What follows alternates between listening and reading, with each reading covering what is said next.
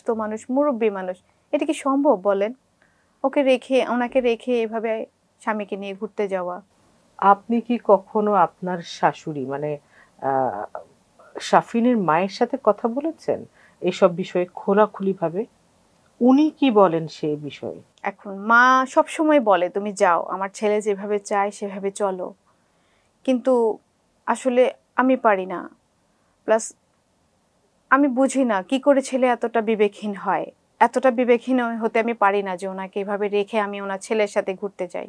আমার বলা ঠিক নয়, কিন্তু সকল সন্তানদেরই ভাবা উচিত যে আপনার মতো একজন মানে গুণবতী, এত বিবেকবান একজন স্ত্রী যার আছে, তিনি কেন, কোথায় তার সমস্যা? আপনি একজন একজন আসলে কি আইডল বলবো, আইডল নারী।